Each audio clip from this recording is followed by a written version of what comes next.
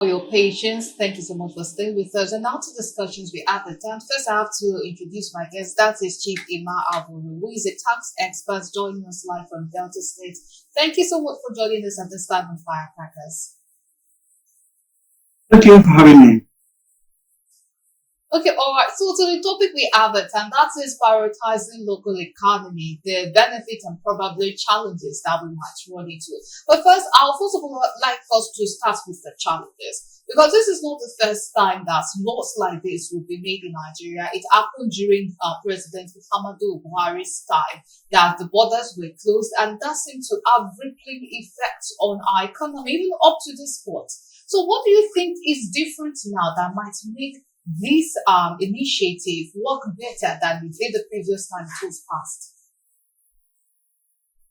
Yeah, thank you so much. There's not much difference, but the important thing here is that policy of the government will be geared towards one, encouraging us to be patriotic. Don't forget, we are in a global economy, and Nigeria is a signatory to the WTO, World Trade Organization. That means if we insist, yes, buying Nigerian, and we make that will impact on importation from other countries, of course, there will be what we call reciprocal tariff. So we need to, first of all, appeal to Nigerians, buy local, buy Nigerian rice rather than foreign rice, buy locally produced spaghetti rather than foreign spaghetti. Those are the attitude, the way to go.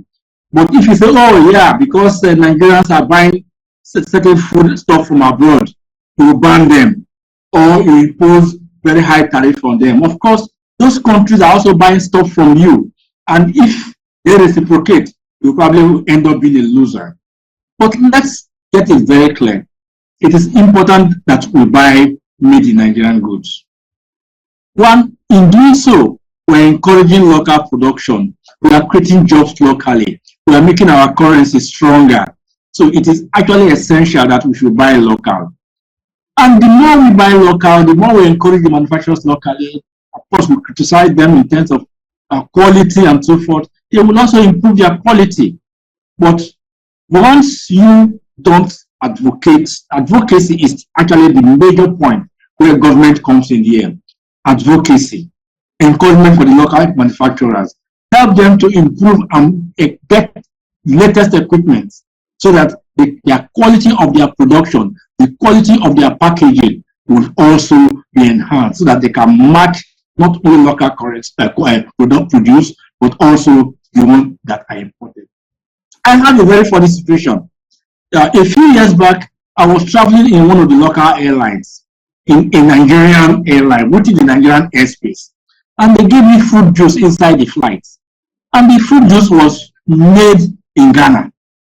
So when I saw the airline management, I said, what is going on? How can you be serving foreign, fruit juice imported from Ghana? And the guy explained to me, yes, this company used to be in Kano. They were manufacturing in Kano. But because there is no power, cost of production was skyrocketing, the company relocated. And that is why they are now supplying from Ghana. Those are some of the things that we in our own time, we should also expect to improve productivity by also playing our own part. Government should be at least providing the necessary infrastructure, the necessary operating environment for companies to thrive and be able to produce locally, rather than for the companies to be relocating. Thank you. That because the part of the question I was going to ask is Nigeria really encouraging when it comes to local production? Because an average producer in Nigeria has issues when it comes to electricity supply, has issue when it comes to payment of tax and whatnot.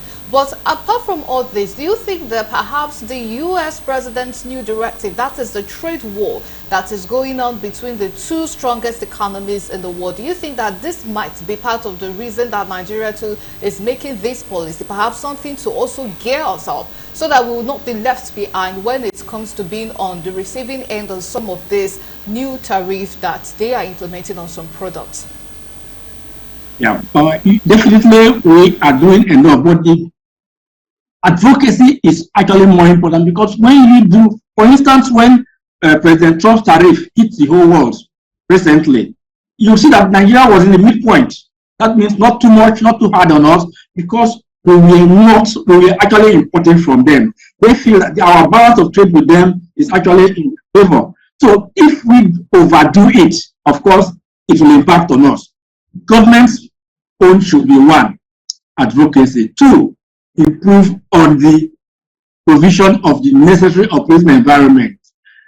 Laws, tariff, and the rest are not the way to go. The best way to go is ensure production is cheaper in your environment. Production is cheaper locally than being imported. And how do you do that? The materials, raw materials, if they are available, fine. Because when we are talking about local produce, some local produce are actually using imported raw materials. That's not good enough. You are helping the farmers in another country, or you are helping workers in another country. So the more input locally, the better. And how do you do that? Government providing the necessary operating environment, electricity, water, roads. Those are the things the government should be doing. They are trying. Of course, we started with, of course, the advocacy, the publicity, and all the rest. Of course, and then, of course, the next point was giving instruction to all MDAs, buy local when necessary. But when you start buying local when necessary, look at what they are buying. Is it 100% local input? Is it 10% local input? The more local input, the more jobs that have been created. And the only way to do that is for government to play its part vigorously by ensuring as much infrastructures, as much clean policies that will encourage the businesses to be operating in that direction. Thank you.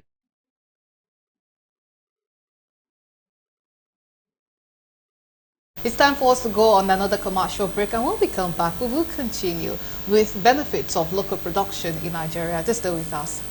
Good to have you back. If you're just joining us, this is Firecrackers, and we're talking about prioritizing local economy, the benefits, and perhaps some challenges that we might run into. And now it's time for me to introduce my studio guest. That's Dr. Adetokunbo Pierce, the PDP chieftain. Thank you so much for joining us at this time. Good afternoon. Okay, all right. So what are your thoughts on the, well, this is something that we're still expecting the president to sign. That is the mandate on prioritizing locally made goods in Nigeria. What are your thoughts on it? This is just another political statement intended to divert attention from the problems we have with our economy. When you say buy Nigeria, first and foremost, this has always been the policy of Nigeria to buy locally. So signing it, so just a show, doesn't mean anything. Like I said, determined, designed to divert attention from the terrible situation of the economy. It's not going to improve the economy because firstly, it's always been there. Secondly, when you say buy Nigeria, what does Nigeria produce? A lot of the things we produce are either totally imported, what we sell rather, what we have in stock, either totally imported or the raw materials are imported. We have not developed the economy to the point where we can say buy locally and make it enforceable. We have not invested in the economy. We've always said, you remember many times I've said it here too, I'm sure on this show, that until we diversify the economy so that each state with bitumen, gold, uranium, lithium, phosphate, this is a country that is blessed. But we have not invested in this thing because we have not diverted energy. We have not diverted power into those states. So they cannot use it. Everything is under state control, federal control. That is the problem with the economy. So we don't have an economy. We don't have enough products. We don't have enough. Thirdly, if the president is saying buy Nigeria, is he buying Nigeria? You have to lead by example. Look at the vehicles he's using, not only his own, which costs billions of naira, but his whole entourage. When he's going somewhere, 200 vehicles, none of them made in Nigeria. We are producing vehicles in the eastern part of Nigeria. We are making vehicles, at least we are assembling. They're not buying this. And he's saying by Nigeria, you have to lead by example. It is irresponsible. It is reckless. It is diversionary. It is deceptive, this idea. So, look, here is a man who said buy Nigeria. We don't have power. What is he doing? He's not paying for power anymore. He's putting solar in his own place in Asu Rock. How irresponsible can you be as a government? And you are saying that, so we have to patronize the power sector in Nigeria, but he doesn't have to. We have to do, if you're patronizing Nigeria, you have to have your health services. If you're sick, you go to a Nigerian hospital. That's how you patronize the hospitals. That's how the hospitals will develop if there's a lot of people coming in. You invest in the health sector. Now what is he doing? Every time he has earache or noseache or headache, he goes to France. Come on. So this is a joke. This is another example of an irresponsible, reckless, shameless president trying to divert attention from the problems of our economy. We must address the issues with our economy. We must develop the economy. He doesn't have the capacity. He doesn't have the will. He should go. Okay, well, that is very bold. But now to our virtual guest, that's Chibi Mawero. When it comes to prioritizing locally made goods, we usually find ourselves in the situation that some of the things that are being produced locally, when we compare it to the ones that are being exported, one exported, even with the customs fee, with the old transport fee and all that, it is still way cheaper when compared to the ones that we produce locally. So how do we encourage Nigerians, especially when everyone right now is trying to save as much money as possible? How do we encourage Nigerians to buy the locally made one when sometimes when they are compared to the ones that are exported, well, they are rumored to be of better quality. But let us leave quality out of it. Let us look at affordability. How do we balance that? Yeah, let us start like my colleague just said now. Yes, we should lead by example. For instance, what perfume are you using? Are you using Aden, Hugo Boss? Let's lead by example. Our manufacturers have come of age. There's no doubt. If you look at shoes made in Aba, they can be exported. In the UK, when I go to the UK, when my colleagues want to buy stout, oh, give me Guinness stout. They ask for Guinness stout made in Nigeria. That's how good our manufacturing has gone. So let us lead by example, patronize Nigerian goods ourselves. Because when you buy Nigerian, you are not only saving your currency and making it stronger, but even the carbon footprint of bringing goods from China, bringing goods from Dubai, is also being saved. You are actually helping the ecology of the world. So, yes, I know we have a long way to go in this respect. Human factors are going to be there, but let us do it on a step-by-step basis. I know the Fada rice has some sounds, there's no doubt about that. But gradually, as we complain and criticize the local ones, the manufacturing will improve. Aba, tell us, clothes made in Aba, fantastic. My friends in the UK, they call me, get our tailors to make clothes for me. Rather than buying a St. Michael dress of £100, they buy a Nigerian made dress here of less than 100,000 naira. It is a lot cheaper and better. And we also create jobs for our teeming population. There is no mathematics about it. Buying locally is good for the country. It's also good for you as a person, because the impact of whatever you are buying locally not only applies to you, you save money, but you're also helping the country. For that, because like one of the things that we Nigerians sometimes worry about is, let's use for instance the issue of this ofada rice that you brought up.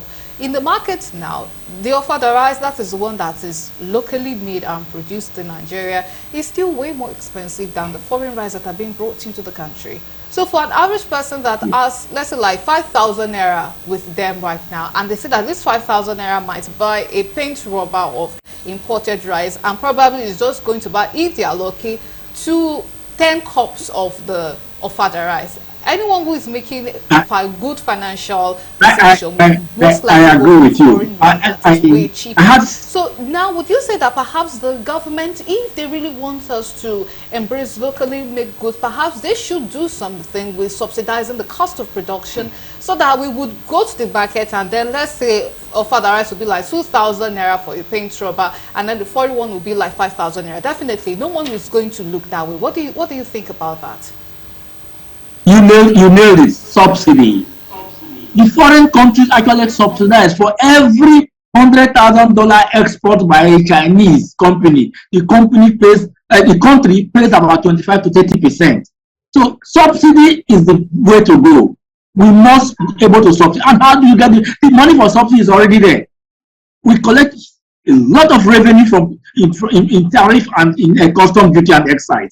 Why are we just, you say, oh, all these are all government revenue? You should actually apply a portion of this back into the farms, into the manufacturers to subsidize, because they are paying too much for power, for water, for raw materials, for transportation. So if the government subsidizes them, of course, the price of the goods they are selling can be lower for now, because competition with the foreign market is high. The countries then know what they are doing and actually are already doing subsidy.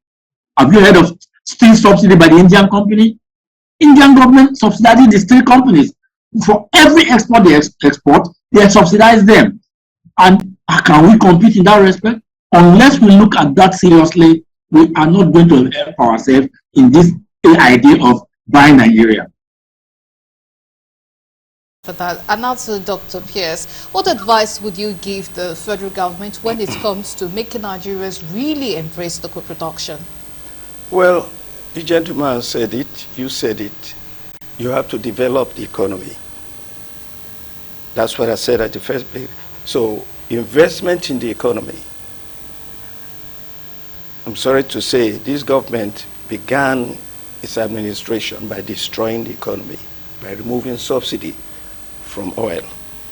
The minute you do that, you undermine everything else along the line of production. Everything costs more. And therefore, the point you were making, that foreign imports probably even cost less, that's because our production cost is too high, which is the reason why companies are leaving Nigeria and going elsewhere. Like the example you gave, leaving Nigeria to go to Ghana, because it's cheaper to produce. You cannot force people to buy something that is more expensive if something else is available. So you have to invest in the economy. You have to subsidize not only petrol, you have to subsidize small businesses, you have to subsidize power. All the things that are supposed to be done, which the government says is not going to do, is what will develop the economy. And it is only when the economy is developed to the point where we can produce competitively that people will buy Nigeria. That is what happens everywhere in the world. The gentleman mentioned it. I've said it here several times. Subsidy is a right for the citizens. And if a government says they're not going to subsidize cost of living in various areas, that means that government is doomed to fail. That government is an enemy of the people, because nothing good will happen. You have to help people subsidize. Look at the health industry. You are right. What are we producing in terms of drugs, medicines, not to talk of medical equipment, which we don't produce enough, to encourage us to buy in Nigeria? Drugs that are coming from India, England, Germany, and so on, packaged in Nigeria is what we have. What's available? What does it mean? Buy Nigeria. In the first place, most of it is not really Nigerian product. The ones that are Nigerian are inferior, more expensive. So, if the president wants us to buy Nigeria, some things he must do. One, he must show by example. He must buy Nigeria. He must attend health services in Nigeria himself. He can't be going to France every time he has a headache. So, we must invest in these various sectors. And when we say invest in it, look, in America, They invest so much in health that at the age of, your health insurance is zero until you get to the age of 18. Everybody's subsidized. If you don't subsidize, the cost will be too high. So develop the economy, lead by example. And if you do these things, we'll have a better country and a stronger economy. So talking about Buy Nigeria appearing to be patriotic, when in fact you are the enemy of the country because of your actions. Actions speak louder than words. Saying we should buy Nigeria is just talk, cheap talk. The real thing is, what are you doing? Which cars are you using? Where are you getting your shoes from, your clothes from? There is no shoe that is produced in Paris or Italy that is better than the shoe produced in Aba. Not better, not even close to quality. And this one is cheaper. None of these people in the National Assembly, the ministers, the president and the people will ever buy those things. But do you think it's a National Assembly or presidential thing when it seems as if all Nigerians have a taste for foreign goods? We love our foreign goods here. Listen. Leadership is essential. In your home where you are the leader, you're the mother and you're the father.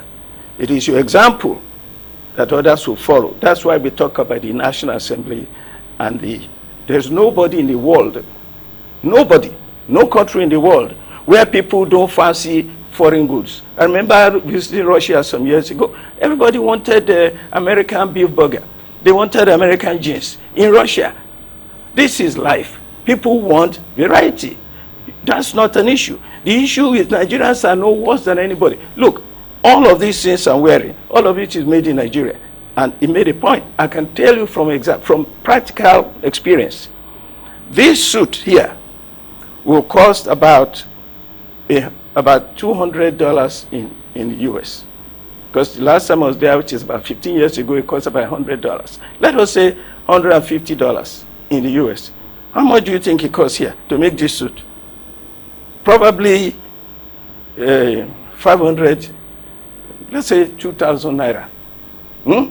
You're talking about, no, let us say the cost of production. Cost of production is low. The material produced locally is cheaper, but you got to increase these things. For instance, if we export this clothing that is so cheaply made and so well made here, now we are getting foreign exchange instead of depending only on oil. If we really invest in the agricultural sector, Nigeria will feed the whole of West Africa. Nigeria, look, Nigerian Gari, now they are buying Ghanaian Gari, by the way, in America and in England. Because they are packaging it properly. They are meeting the international export standards. We are not, because our government has not invested in the economy enough for us to be able to produce and export. If you don't produce and export, and you are only importing, this is a country that imports toothpick. It's a crime. That is what the government should do. What the government do? Look, instead of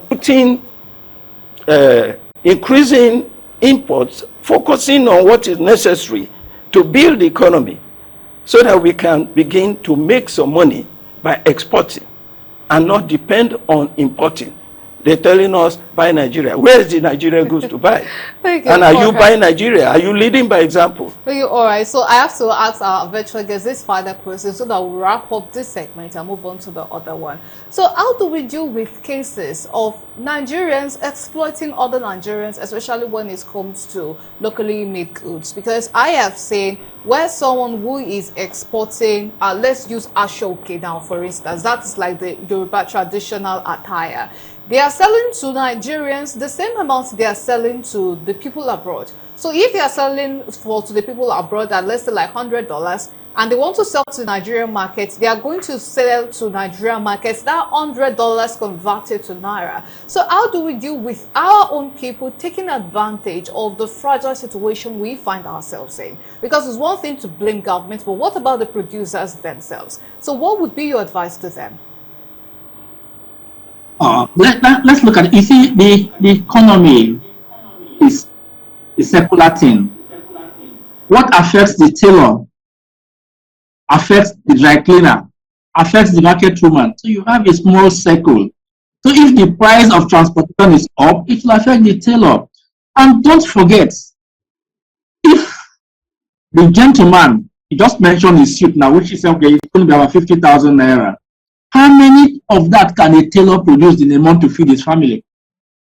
Economy of scale is not there. When we are talking about buying Nigerian, yeah, we're looking at something bigger. We're looking at not just the small tailors and so forth. They can't cope because in Aba, they have factories for making clothes. And those ones, because of the economy of scale, the prices will come down. So if they want to sell locally, it's cheaper. There's no doubt about that. And when they export, they make money from the export. And by the way, they are exporting. But have we actually served the local market? If Aba produces and the Nigerians are buying locally, there will be so much market for them that there is not even enough for them to export. And the same thing applies to foodstuff. We're talking of Gari in Ghanaian Gari in London. When we are actually, the cost of Gari is so high here. But if production of things like that, and things like the value chain is improved in such a way that you are now having mass production of Gari, that is how China was able to feed itself with its 1 billion people. Same thing with India. And Nigeria has not even started that. We are importing so much food that even the ones that are produced locally, if we are producing enough of those ones and we are buying enough of those ones, of course, we'll be able to feed that. The first things first is actually face the agri sector, buy locally and produce enough for the local, because there's not enough. That is why the prices are high. Do you know that the local curry is more expensive than a semovita and a semolina? So those are the areas we should concentrate on. First of all, have mass production. Government should actually support manufacturers so that they can expand their factories, provide infrastructure, let electricity be cheap, diesel is cheap, and then of course they can produce enough for the masses. We don't even have enough production. We are not manufacturing enough to meet our needs. We are actually not able to feed ourselves. That is why when we borrow money, do you know why we borrow money? Because we are importing, because of the deficit in trade deficit in other countries. That is why we are borrowing money. If we were exporting, and as we are exporting oil, for instance, and we are importing even foodstuff, if we are getting a positive trade deficit with others, we will be able to see that our currency will be much stronger. But as it is now,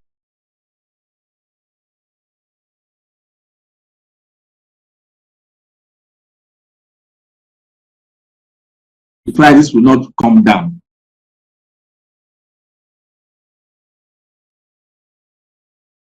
Today on Firecrackers. Thank you so much for joining us. And now it's time for us to go on a break. That is, we want to say, that is Vice President Shettima describing Delta's governance defection among many of the stakeholders in Delta State as a tsunami. And when we come back, we'll look at the issue of defection and the fate of opposition political parties in Nigeria. Once again, many thanks to Chief Ima Awori, the CAT expert who joined us live from Delta State. So now let us go to this break, and when we come back, we'll begin discussions. Do stay with us.